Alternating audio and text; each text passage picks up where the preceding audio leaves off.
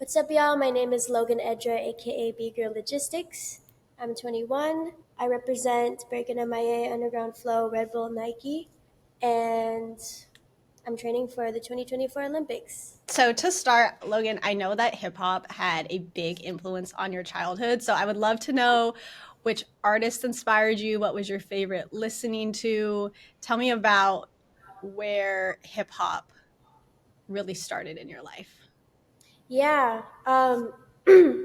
So when I was 7, my dad played "Can I Kick It" by Tribe Called Quest in the car, and it was such a vivid memory. That was like probably one of my earliest memories of like the hip hop energy and sound and music. And I was just like, I don't know, I just liked the song. I just was feeling the song.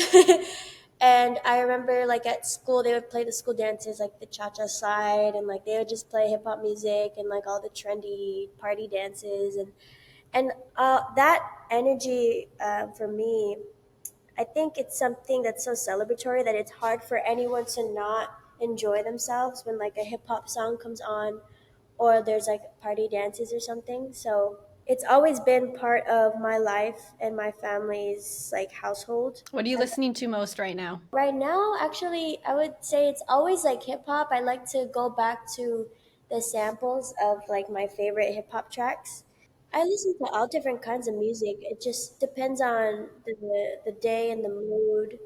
I love meditation music. Like I always have to listen to that every day because it just centers me and grounds me. Can you share, like, I in the last few years have been really big on my healing journey. So I always Oh, like that's hearing how awesome. other people um, have found their way through theirs. So how has breaking helped your healing journey? Yeah. Oh my gosh. Well, I think it takes a crazy person to like try breaking. So I think it's just like anything with dance, it's an outlet.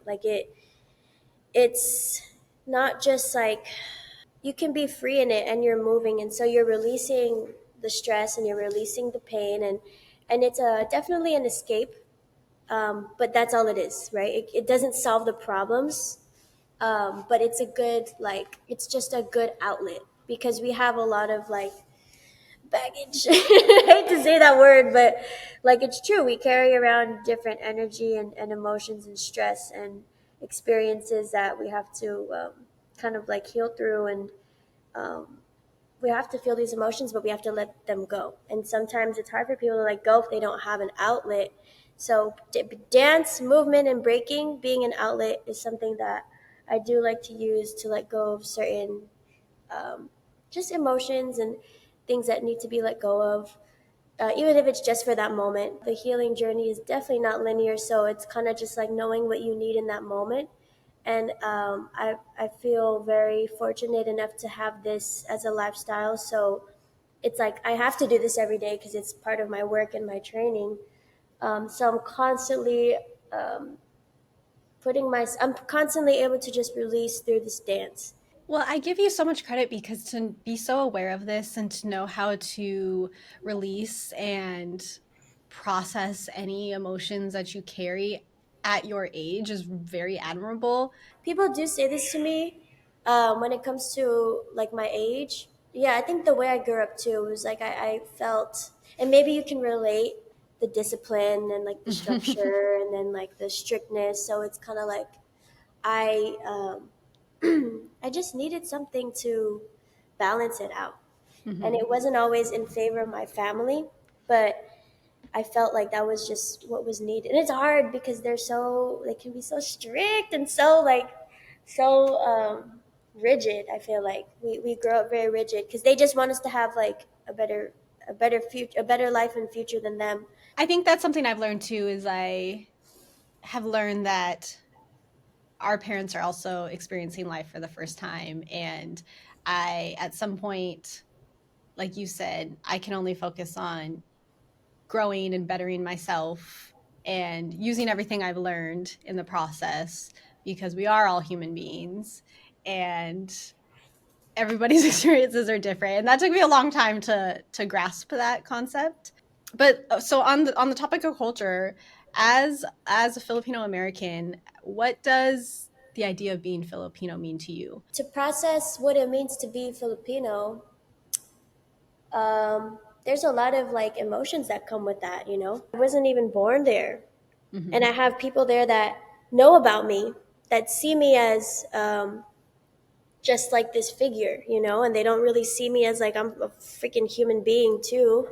And but then I was born in America, so then it's like the way, and I feel like our identities are like made up of like what we think of ourselves and then a culmination of the people around us and the projections that they give to us. And I think that's how we can, I think that's also how we see ourselves. We also see ourselves the way others see us. So I've been hated on by people that are Filipino, that it's made me feel so much shame and sadness that I was finally done with that, because I realized like we're all like doing our best with like Mm-hmm. really finding who we are and culturally getting in touch with where our families are from. So I don't shame myself anymore, and I've confronted myself and I've confronted these people and told them and cried in front of them saying like just whatever I needed to express to them. I relate to you a lot. I feel that both my parents are from the Philippines. I was born here, so I'm first generation. And my whole life, I struggled with this like, which side do I lean towards? Who am I? Yeah. And then in the last few years, like probably the last 2 years, similar to you, I've really come to peace with just like, I'm somewhere in the middle and I'm perfectly okay with that. Okay, I've got like a few more just fun questions for you, hopefully. Um, take take us back to the moment when you qualified for the Olympics. What were those feelings and emotions when you knew that you were going to Paris? Oh my gosh, I remember I won a battle. All I had to do for like Shanghai, I made top four, and then Budapest, OQS, I just had to make like top 16, I think. And then when I got into top 16, I won that battle, and I saw that I took both rounds. And then I looked at the federation team leaders, and then I kept asking, like, am I in Paris? Did I make it to Paris? Am I in Paris? And I said that like 10 times. And then when they were saying yeah, they said yes, like so many times, like answering me. And I just started crying. Like I started crying. It was weird. Like it was weird because I didn't win I didn't win the battle. I didn't. Nothing happened. It just I realized that I made it to Paris, and I just started bawling because I was like, oh my god, like that's it. Like I mean, for now, this chapter is done. Like I made it to the Olympics. Like I was just so. I think I was relieved. I was like this has been a journey. Were there any dancers that you specifically felt inspired by throughout your process? Oh, there's a Career. lot. I'm inspired by a lot of people.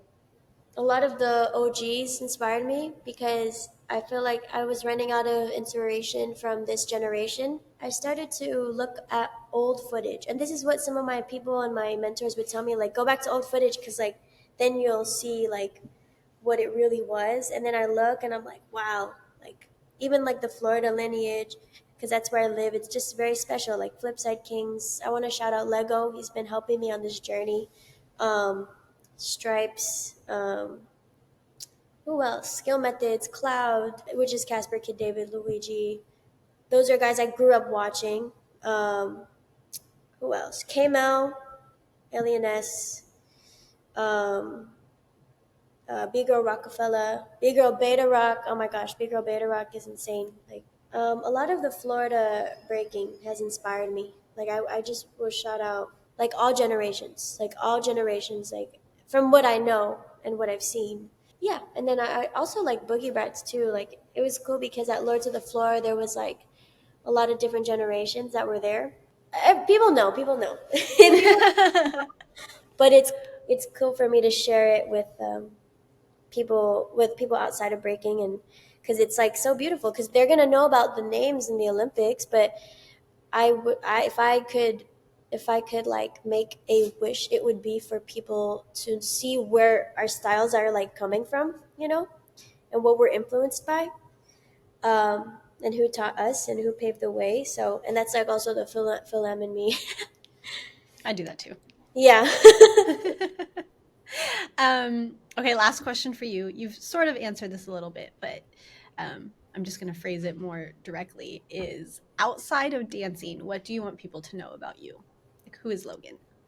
Yeah, I think one thing I want people to know too, that I really want them to know is like, if someone is like a fan of me or becomes a fan, which I know like that happens, and I have to not be so awkward about it. It happens. It happens with Olympians and just people. I think I want people to see themselves. I think the more that we idolize, I don't really like idolization. Um, Mm-hmm. I think it's I don't think it's fair to put someone on a pedestal, because I think like if we have so much love and admiration for this person, I think that energy needs to go towards like ourself. Mm-hmm. And I just really believe this, and I just want people to know that. And so people, and that goes hand in hand with like what you were saying. Like, yes, I'm a dancer and I love dancing, and that's like a very big part of me. But um, I am a human being, and I think for them to see and realize and remember that I'm a human being, I hope it reminds them like, oh shit, like they're a human being too. I'm a human being too. We're all human beings. So if you see something that I'm doing and you want to do that, like it's possible. Like of course it's possible. Like I'm no one special. Everyone is special. Like I really believe that. Every time someone says like I'm chosen or I'm special or I'm great, I'm like, bro, you're also great. But it everyone has to also realize that we're all different. We're all different people. Like we're not there's so it's like when you start to compare and compete on a personal level. Like in the battles, it's fine. Like that's a battle. That's and as an athlete, like athletes compete all the time. But when it comes to like on a personal level, why am I going to compare my life to their life, or why are they going to compare their life to their life? Because there's no point. I want people to know that, because I think like what we can do is just inspire each other, and then I think that's where life can really begin, and we can stop putting people on pedestals and really like work together. And I know that I'm gonna keep going far in my journey. Like I know that I'm gonna keep building, not because like I want to get famous or because I really need to get a big bag and like be rich. Like it's not about that. It's just I know those things come with um, success. And I think for me, because I've been building this and I think what the main aspect of it is like because I love what I do so much that like I'm not gonna stop. Like, and I'm sure it seems like you can relate. Like it's like when you love what you do, things just fall into place. And like 100%. that's where I'm like, man, I want everyone to feel this, and it takes a lot of courage and faith. I think faith is the right word, and just trust in like life and in this higher power and things that you cannot see and control. And there's another person I wanted to shout out for breaking. His name's Nels One. I Okay. love him so much. He's like one of my biggest inspirations because he's one of the few in the new generation that is actually representing the true essence of this dance. I was just having this conversation the other night, actually, how someone asked me what success looks like to me. And I said, success is healing. And in my life, Oh. once I was able to heal parts of myself that I didn't like, everything fell into place. Mm-hmm. It sounds like you might be able to relate to that as well. And so I think that's such a beautiful message to leave on everyone is if you can look inwards, love yourself, heal parts of yourself, everything else follows. Because at that point, then, whether the professional success or the achievements that on paper are great, whether those happen or not, like there's still happiness in yourself and you'll still feel successful. So I love that you have that perspective in your life. And I'm wishing you all the best in Paris because I'm very excited to watch you.